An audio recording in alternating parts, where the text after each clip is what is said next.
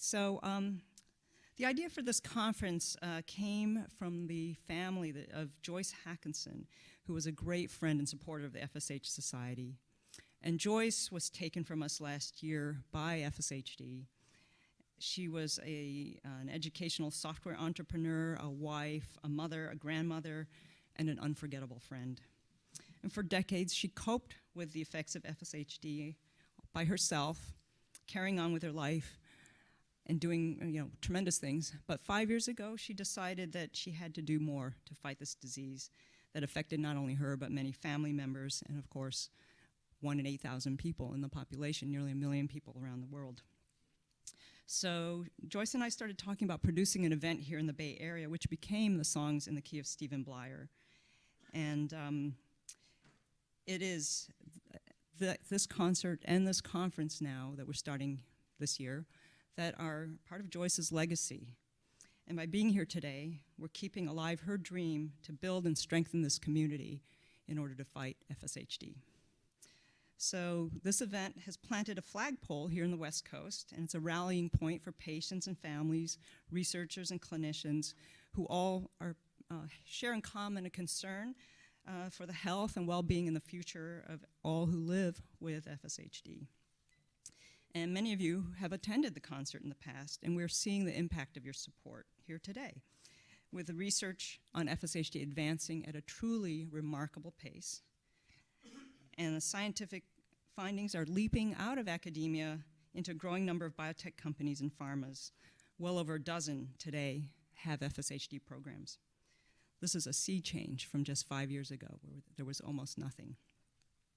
So there are excellent clinical resources and research projects right in this region, and we want you to know about them, meet the researchers and clinicians who've committed themselves to working with the FSHD community. We're so fortunate to have dedicated and gifted board members right here in the Bay Area and nearby. Bill Lewis Sr. is chairman of the board and his family, and they're attending here today. They reside in Carmel. And in San Francisco, we have Howard Chabner and Neil Solomon, who are co-chairing today's conference. So I want to say a few words about them. Howard Chabner has served on our board of directors since 2001 and is as the vice chairman of the board since 2006. He was diagnosed with FSHD at age 18 in 1975.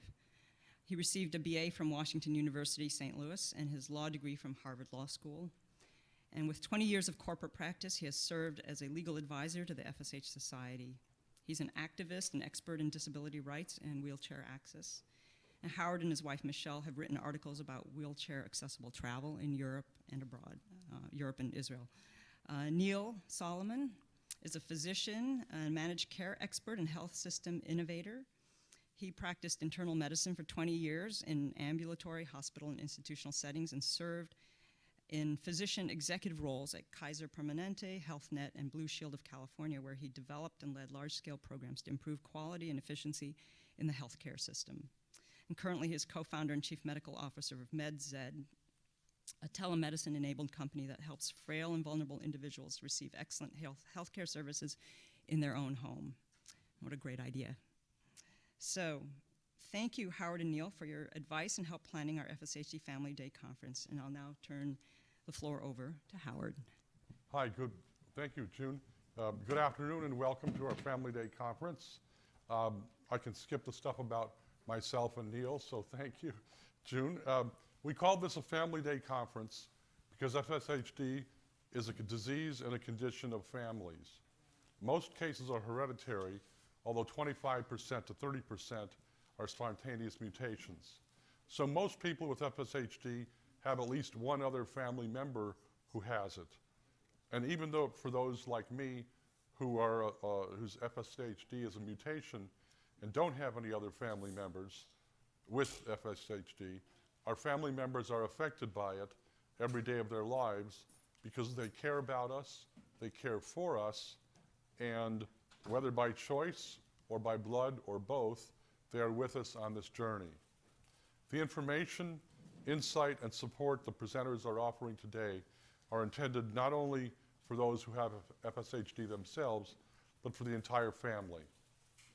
We have a great lineup of speakers who are giving generously of their time and expertise. Thank you to them. Today's program offers practical, concrete information about how to deal with FSHD from people who have devoted their careers to caring for FSHD patients, and also exciting information about treatment strategies and clinical trials, about what's going on now and what's on the horizon, hopefully the not too distant future. Today's program is aimed at those for whom FSHD may be a new and possibly daunting phase of their lives, who must digest a lot of information and adjust to disruptive changes and major uncertainties. It's also aimed at those who are experienced with FSHD and who may have attended FSH Society programs in the past. We hope that both groups will find something fascinating and useful. The FSH Society was founded in 1991 and was the first organization in the world devoted exclusively to FSHD. Since the 1990s, the Society has organized a science conference every year and a large patient conference every other year. Our next conference will be in June of next year in Las Vegas. On our website, you can find a lot of useful information, including brochures about living with FSHD. Go to Understanding FSHD and then click on brochures and more. The campaign for treatments and a cure is international. There are FSH organizations in Australia, Canada, Italy, and the Netherlands. All of those are funding research. Cutting-edge research is ongoing in the Netherlands, France, Italy, the UK, as well as, of course, the US. The US NIH, the National Institutes of Health, is funding around $12 million in FSH research this fiscal year. A couple of years ago, a company in San Diego went public based in part on a treatment that's been trying to develop for FSHD. Another company based in the Netherlands and funded by several knowledgeable, sophisticated individuals who are part of the FSHD world is trying a different approach to drug discovery. I don't know whether, to borrow from Winston Churchill, we have reached the beginning of the end or we are still at the end of the beginning, but we are well on the way. Although FSHD is classified as a rare disease, it's thought there are nearly 1 million people worldwide who have it. More and more clinicians are becoming aware of it. A couple of years ago, the American Academy of Neurology published its first clinical care guidelines. Practices in neurology, occupational therapy, physical therapy, respiratory therapy, genetics, and other fields are continually being improved.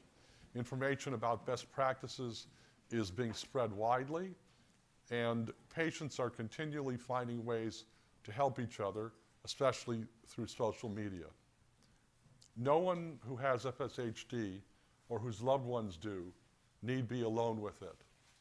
The speakers today, the FSH Society, and many others throughout the world are working hard so that no one will be alone with FSHD.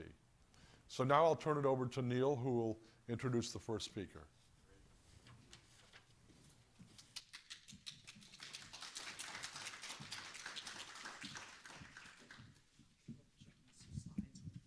Okay. Thank you, Howard. Those were beautiful remarks. I had a chance to read them before, so I knew they were going to be beautiful, and they sounded even better when you spoke them. First of all, I want to say welcome to everyone. Some of you I know I've met at some of the Bay Area conferences or at national conferences, and it's great to see you again. For those of you who are new friends, welcome, and I'm looking forward to getting to know you today and in the future. I'm fortunate that I don't have FSH, but I'm very committed to the organization and to the cure. My mother-in-law passed away from FSH about 6 years ago, and she lived a great life, and we lived a great experience with her. I learned a lot about the disease, and I'm very committed to helping. As June said, I'm an internal medicine doctor, and so I still remember my own personal experiences when my father-in-law called me and told me that Barbara had this disease called FSH, and I didn't even know what it was. I'd never learned about it in medical school and was convinced that it was a misdiagnosis, and took a while before I learned about it. And I'm someone who, is steeped in the medical profession. So when each of you learned about it for the first time, I'm sure it was, it was very confusing, and it takes a long time to really understand what the disease means. We're really fortunate to have some real experts, world experts with us today, and I'm hopeful that everyone will learn things from the world experts, both in terms of the sort of the clinical course of the disease, how to care for oneself, as well as what's going on in the research. But there's also another set of experts in the room, and that's all of you, and I strongly encourage you to network throughout the day. Not only just today, but get each other's contact information. We have some of it already, but get it from each other.